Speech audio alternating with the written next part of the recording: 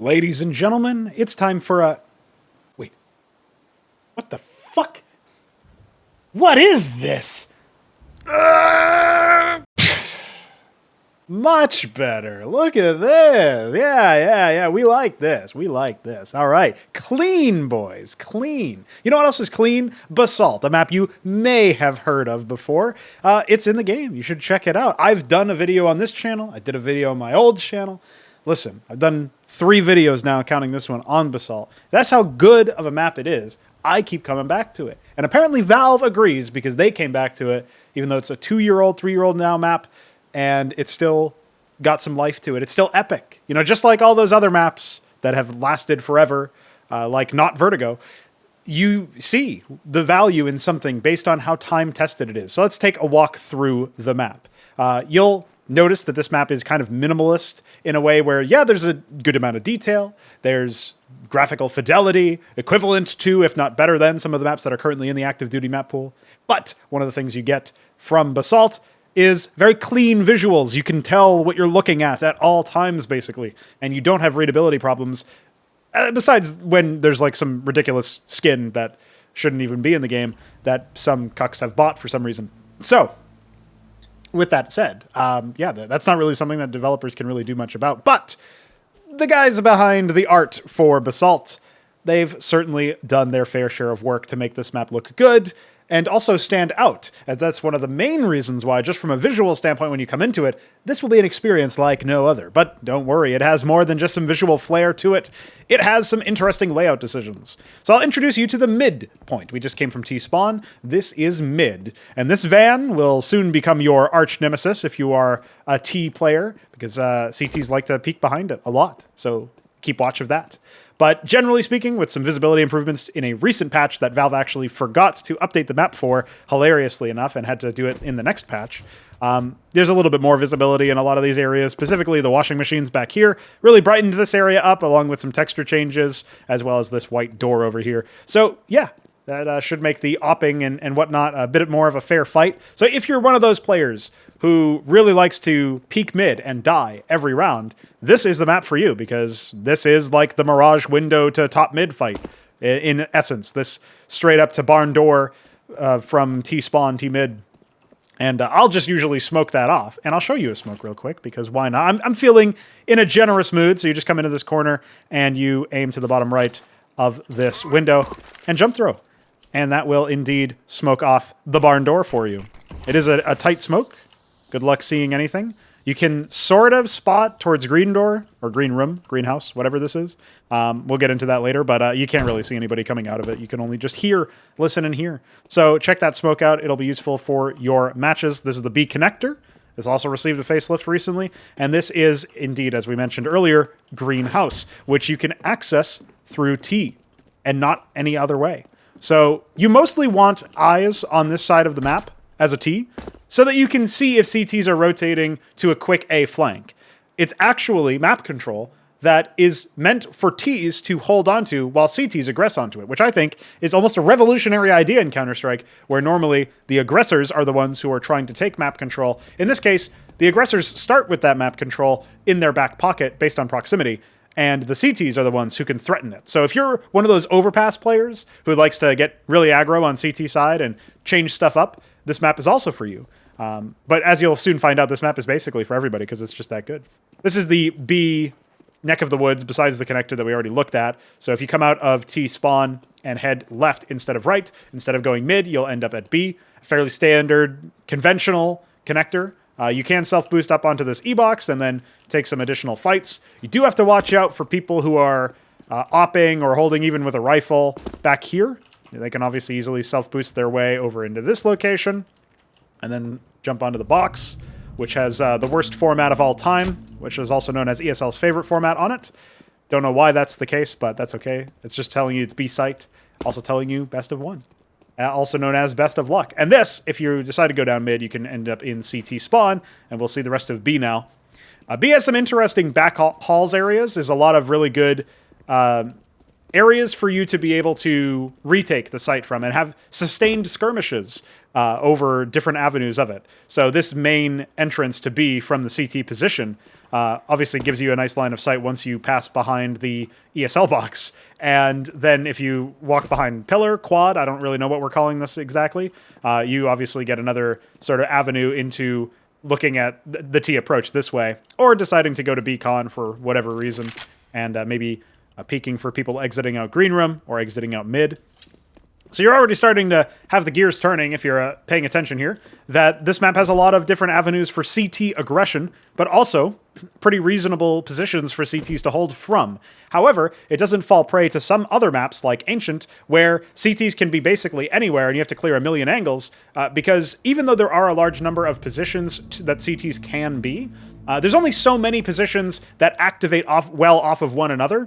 And even if you were trying to staff as many positions as possible on a bomb site, you'd still have to be a certain distance away from them, away from one another, in order for those positions to actually make sense. So you have to keep that in mind as well, as if I'm sat here or anywhere in this general cubby position leading into the back hall, then somebody who's also playing the back hall over here is not going to be very useful. He's going to have to be somewhere else. So even though theoretically there could be so many different players in all these different positions, you know, there's only so much utility that each individual position provides, a defending or retaking site. So as a result, the Ts and CTs will generally be clearing angles, and then if they don't find somebody in one spot, that does mean they have to clear more spots, but if they find somebody in another spot, they can really easily use process of elimination when trying to figure out where the rest of the enemy players are, which I think is very important in general, especially as you're learning a map. You can start to figure out where players can actually be, but also where they tend to be in general, just based on what positions are meta, what positions are useful when you already have other positions staffed. So that's a bit more of a meta topic, maybe a deep analytical topic. We can mull that over while we head over to A from CT spawn. We come to the truck. There's a lot of vehicles in this map. They did indeed, there was a post that this truck over here had the wrong license plate. That has been fixed, so the map is now playable. I think there was a joke to some extent in general, so you can check out the patch notes for more laughs. But generally speaking, CTs in this position, they will either play super passive, where they establish a crossfire here and then in the upper position over here. So they'll be like behind the truck or behind this little cubby over here by bench, or they will be like back plat over there, or they will have some player over here. So 2 out of 3 of those positions, either the one that I'm standing in, back plat, or bench, are usually staffed. Sometimes back plat will play truck instead, and usually if you have back plat, you probably don't also want an upper player, but that can vary. This is almost like a Mirage A site in many respects, and not just because there's a Tetris position over here, where you know your mind is telling you no, but your body says yes. You have to jump up here and then get domed. That's me every round on Mirage, always jumping up Tetris and getting destroyed.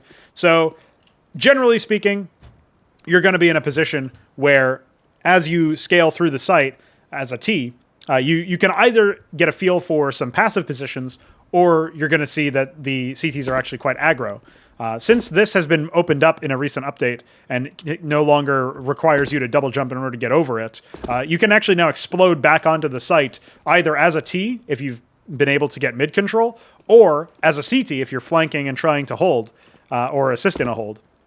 And so that becomes a lot more dangerous now, a lot more dynamic, which I think is a general improvement to the map, but does posture it more towards the fast-paced, explosive takes in general. So that's more of a stylistic change as opposed to an objectively better change, if you will. It just changes how players and teams can play the site. So I think A site in general is pretty interesting just because it has so much cover to play around with. But much like the B site, perhaps in even a more straightforward sense, the cover and positions are staggered so that you can take a shot, fall back, take a shot, fall back. Eventually, you'll be out of the site and have to retake, and that's generally how things go. But also how you see some top-level teams exploit that sort of bomb site structure in other maps. Again, I liken it to Mirage in that respect.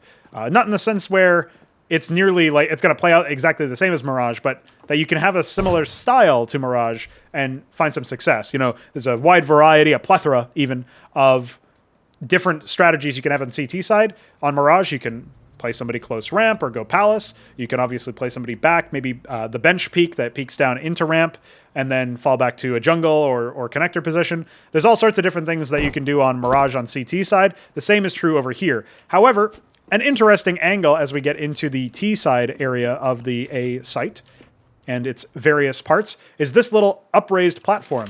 Now, as a T, I will often be holding this area and waiting for CTs to push me. Perhaps I will get somebody to, pop one of these windows and then throw a flashbang pretty deep.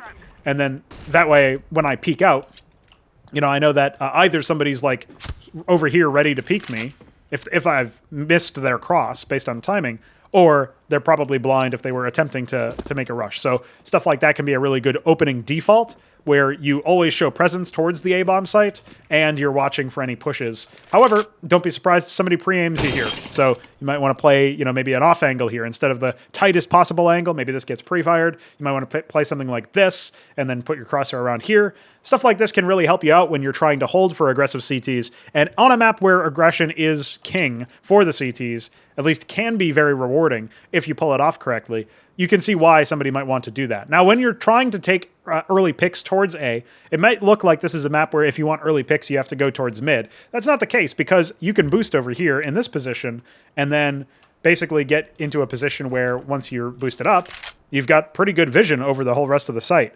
Now, if I unboost, I have even more vision, and I can start to see back towards the CT connector, or the CT back site here, over here.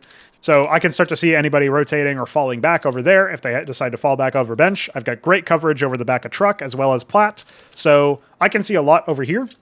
Now, one thing I can't see is if somebody's pushed up all the way over here in this sort of ninja position, if you want to call it that.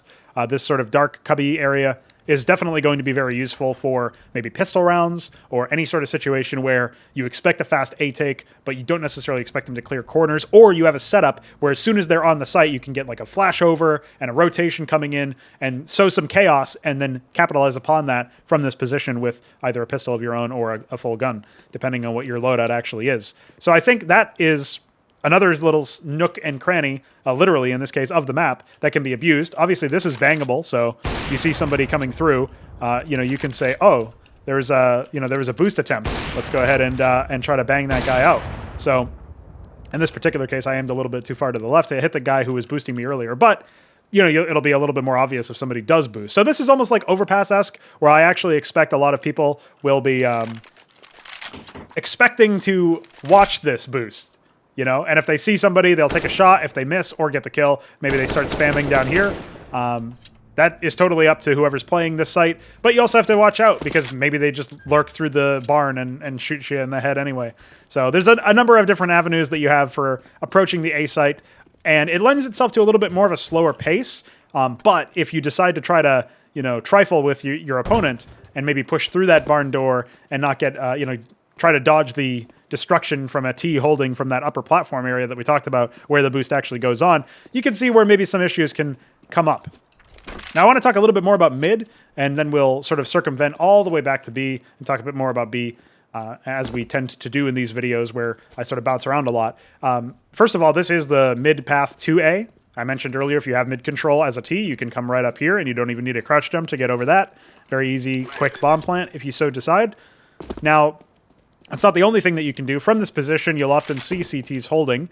So this is a very, I would say, evil angle, and maybe something that will be attenuated by some future update with regards to cover or something. But what one attenuation was adding a bunch of more visible textures and brighter textures so that this angle is easier for Ts to clear out. Obviously, you can also just drop a smoke here. I don't have a lineup for it, but imagining if you did manage to get a smoke lineup over there, to either bloom on top of the box or inside the room itself, anything like this totally shuts down any sort of attempt by anybody to stop you in any capacity. So yeah, obviously another really easy way for you to negate any presence from there or any rotations or anything like that.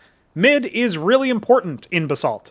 I think that mid is probably the most important area of the entire map, and that's a bit weird because there are two actual objectives, the A site and the B site. But some people would say like maybe Train had Pop Dog be a very important area of the map. Well, this is the Pop Dog, and it's pretty big for Basalt. So one of the things that I would always encourage you to do as a player is try to hold on to mid if you're CT, and try to pressure mid in interesting ways if you're T. Now, it seems like on its face you don't really have that many interesting ways to do it. Okay, Pernogo, I threw your smoke.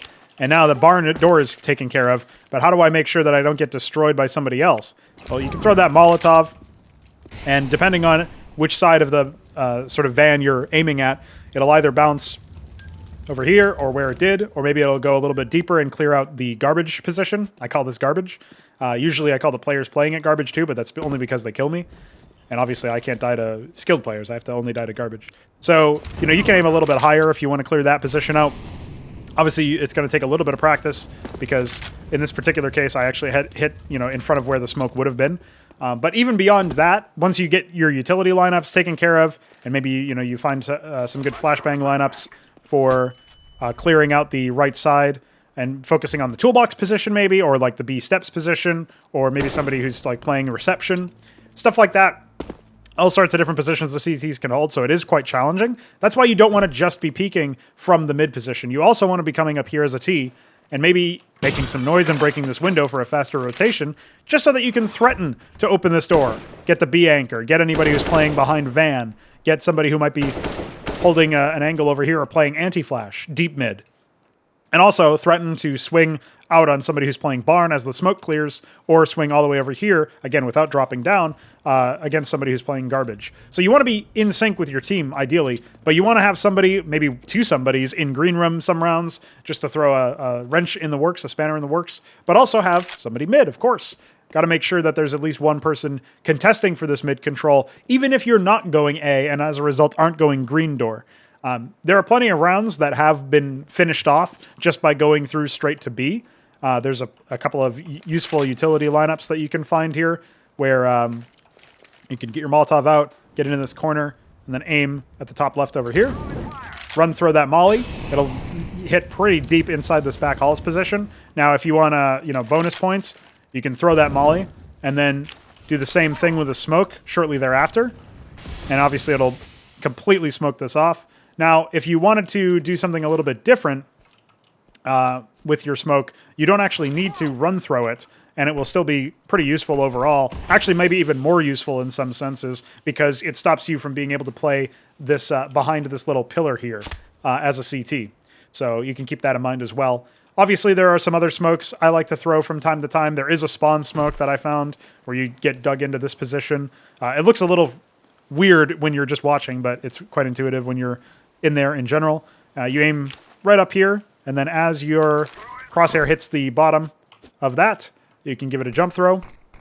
This will smoke off the main B approach. Now, on its face, this actually seems like an advantageous smoke for the CTs, but if you're getting owned by CT aggression coming out B, this smoke will actually give you a nice little breather. I don't know if it's ever really worth spending a smoke on that in particular, instead of just killing the guy, but it's something that I like to throw to mix up and also to send a signal that there is going to be some B presence. It might be a nice little pistol smoke that you can use to throw it out as a part of a fake, and then just have everybody go A. As I was mentioning earlier, if you decide to go straight to B and ignore mid altogether, or straight to A and ignore mid altogether, that's not necessarily a wrong thing, but I do think that on gun rounds, even if you are planning on doing mostly through the A main or B main positions a site take, I would still incentivize you to have one player watching for rotations, maybe playing somewhat passively, and then in the early round also maybe contesting with utility, and then once they've thrown away some of their utility, and maybe they only have like a single flashbang or something, they can sort of work these angles and attempt to sabotage the CTs, especially if they go for like a flank over here to an A take, or rotating over here through the connector. Because this area has, like, essentially this map is very compact, and it has very quick rotation times. That's why mid ends up being so important. And also because of a little bit of verticality here and there, the gunfights end up being pretty interesting and novel for Counter-Strike, without obviously breaking all the rules the way that maybe a map like Vertigo might from a verticality perspective. So if what you're really after in Counter-Strike is having some fun on a compact map where the rounds tend to be very fast-paced, especially in a short competitive sense, I would argue, queuing for this map in matchmaking is probably going to lend to some very memorable moments. At least it has so far for me. So maybe I'll see you there. You never know. If you're a North American, you might spot a random crow running through Basalt throwing spawn smokes. So maybe that'll be interesting to some people. That being said, another little flourish you should know, you can plant on this box, but not on the top one. ESL doesn't allow that. But what What's the joke we can make here? This is technically connected to the ESL box, but it's like a subdivision. So this must be the DreamHack box. Yeah, you can bomb the DreamHack box. I don't care about that. There you go. There's our ESL joke. Besides that, there are a number of other potential lineups that you can find using all of the nifty little architectural doodads. And I would say that in general, these developers have made sure to give us a pretty good amount of stuff to look at when we are priming nades or finding lineups. So keep that in mind as you're foraging through the map looking for other advantages. But for the most part, a lot of the contact points are going to be through mid. A lot of the gunfights are going to be in the B and A main positions. There's a number of different positions or angles you can take. Obviously, the boost we talked about over here in A main. There's many different opportunities for you as a player to do individual things to completely change the game. This is not a map that's like Nuke, or maybe to a lesser extent Train, where you have to be part of a system, or you have to rely on your teammates a bit more to do certain things, especially on T side against CTs. Even on the CT side, this is more of an overpass map. It's not super tactical, but it's also not as puggy as Mirage, even though sometimes it can be if you approach it the right way.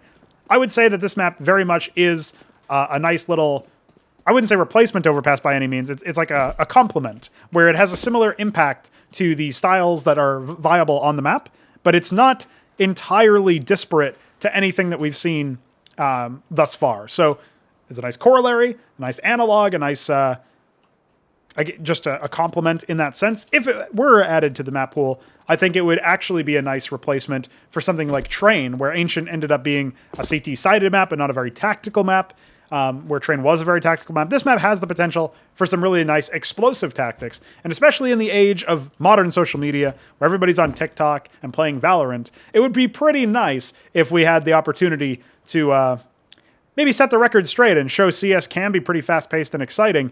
We just need the right map for it. So I hope you enjoyed this look at Basalt. It's a very nice map, and the recent visual updates have obviously defined a bit of the meta with the removal of that A stairs little blocker. But not just that, they've also cleaned up the visuals a lot. I think there's never been a better time to play Basalt than now, and especially if you decide to go for the short rounds and maybe practice a couple of smokes on T side, there's going to be plenty of room for you as an individual player to carry some games and to make some really memorable rounds happen. So I hope to see you in matchmaking on this map, and that's it. That's the video.